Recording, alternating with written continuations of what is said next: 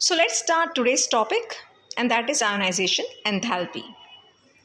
Okay, now we know that in an atom there are electrons, protons and neutrons. हम ये lower standards में पढ़ चुके हैं. प्रोटॉन्स और न्यूट्रॉन्स न्यूक्लियस के अंदर होते हैं और इलेक्ट्रॉन्स न्यूक्लियस के अराउंड रिवॉल्व करते हैं. ओके, ये हम सब जानते हैं. तो आयोनाइजेशन एंथैल्पी क्या बताता है हमें?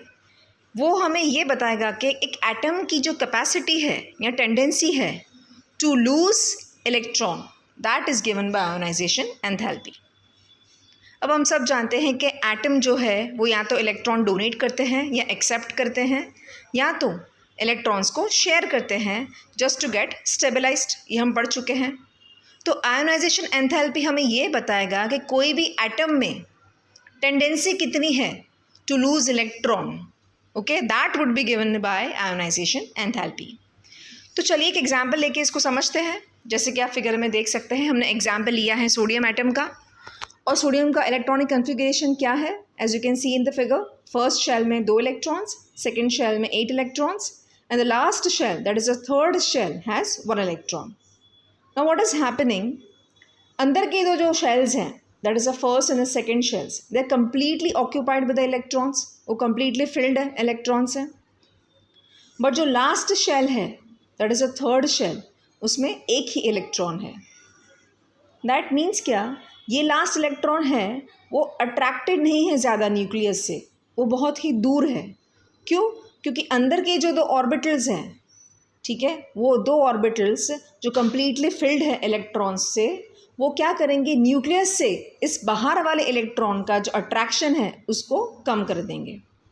जिसका मतलब ये है कि इलेक्ट्रॉन लूजली बाउंडेड है एटम के साथ. आए बात समझ में? तो अब अगर हमें इस एटम को रिमूव करना, इस इलेक्ट्रॉन को रिमूव करना है लास्ट शेल में से, तो मुझे क्या करना पड़ेगा? थोड़ी बहुत उसको एनर्जी देनी पड़ेगी.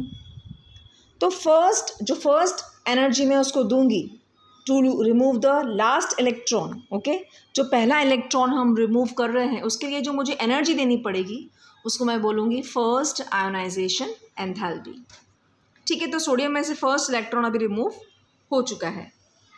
अब बात आती है दूसरा इलेक्ट्रॉन रिमूव करने की. कि सपोज हमें दूसरा इलेक्ट्रॉन रिमूव करना है सोडियम में से, तो क्या होगा? अब पहले जितना आसान नहीं होगा. क्यों? क्योंकि अगर मुझे अभी दूसरा इलेक्ट्रॉन रिमूव करना है तो मुझे जो शेल कम्प्लीटली फिल्ड है सेकेंड शेल, उसमें से मुझे रिमूव करना है जो काफ़ी अट्रैक्टेड है. ये सारे इलेक्ट्रॉन्स सेकेंड शेल के काफ़ी अट्रैक्टेड है towards the nucleus. That means अगर मुझे अभी इलेक्ट्रॉन को निकालना है तो मुझे मेरे लिए बहुत ही डिफ़िकल्ट हो जाएगा, जिसके लिए मुझे बहुत ज़्यादा एनर्जी देनी पड़ेगी. दैट मीन्स क्या? सेकेंड आयोनाइजेशन एंथैल्पी जो है that would be greater, that would be more than the first ionization enthalpy. Understood? वैसे अगर हम थर्ड की बात करें, थर्ड आयोनाइजेशन एंथैल्पी का मतलब यहाँ पे क्या हुआ, आप बात समझ गए होंगे. Third means to remove the third electron. वो और ज़्यादा होगी, क्योंकि होता क्या है, जितना बाहर का इलेक्ट्रॉन रिमूव करने के बाद बाकी सारे इलेक्ट्रॉन्स जो है वो काफ़ी अट्रैक्टेड है टुवर्ड्स द न्यूक्लियस. तो जितना ज़्यादा अट्रैक्शन होगा उतनी ही ज़्यादा आपको एनर्जी देनी पड़ेगी टू रिमूव द इलेक्ट्रॉन्स. आई बात समझ में? ओके, तो चलिए बात करते हैं कि आयोनाइजेशन एंथैल्पी एक पीरियड में वेरी कैसे करता है. तो हम एग्जाम्पल लेते हैं सेकेंड पीरियड का, that is from lithium to fluorine. अगर आपने नोटिस किया होगा electronic configuration of the second period, तो आपने देखा होगा कि इलेक्ट्रॉन्स जो है वो सारे सेकेंड शेल में एंटर हो रहे हैं.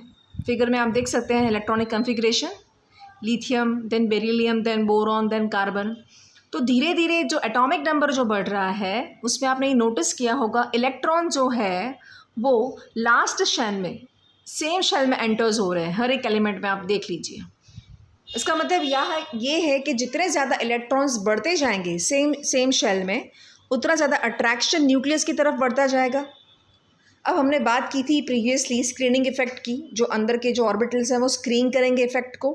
तो यहाँ पे वो स्क्रीनिंग इफेक्ट कम होगा. क्यों? क्योंकि जो इलेक्ट्रॉन्स ऐड हो रहे हैं वो लास्ट शेल में, दैट इज़ सेम शेल में एंटर हो रहे हैं. तो जितने ज़्यादा इलेक्ट्रॉन्स एक ही शेल में ऐड होते जाएंगे उतना ज़्यादा अट्रैक्शन टुवर्ड्स द न्यूक्लियस बढ़ता जाएगा, जिसकी वजह से अंदर के जो ऑर्बिटल्स जो थे जो स्क्रीन कर रहे थे इफेक्ट को, दैट मीन्स जो बाहर के इलेक्ट्रॉन्स को न्यूक्लियस की तरफ का अट्रैक्शन जो है उनको जिसको कम कर रहे थे, वो स्क्रीनिंग इफेक्ट यहाँ पे क्या होगा, कम होगा। दैट मीन्स इलेक्ट्रॉन्स जो है इस पीरियड में, जो लास्ट शेल में जो इलेक्ट्रॉन्स हैं, they are more attracted towards the nucleus, जिसकी वजह से आपको ज़्यादा एनर्जी देनी पड़ी, क्योंकि इलेक्ट्रॉन्स जो है वो ज़्यादा अट्रैक्टेड है टुवर्ड्स द न्यूक्लियस।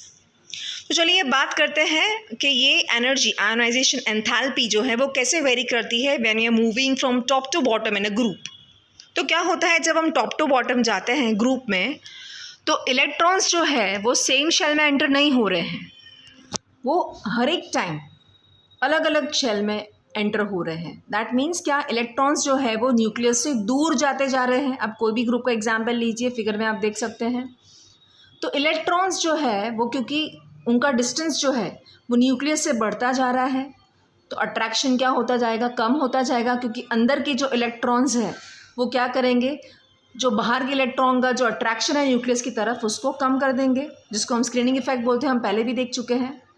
जिसकी वजह से क्या होगा, बाहर का इलेक्ट्रॉन जो है वो लूजली बाउंड है और आप थोड़ी सी एनर्जी दे के भी इलेक्ट्रॉन को लूज कर सकते हैं। दैट मीन्स अगर आप टॉप टू बॉटम जा रहे हो ग्रुप में, तो ये एनर्जी जो है वो डिक्रीज होती जाएगी because of the reason that is less attraction towards the nucleus of the electron. Okay, hope आपको आज का वीडियो समझ में आया होगा। अगर आपको अच्छा लगा है तो आप लाइक, शेयर और सब्सक्राइब करना ना भूलें। हाँ, अगर आपको कोई डाउट्स हैं तो आप मुझे कमेंट कर सकते हैं। ठीक है, टिल देन बाय बाय।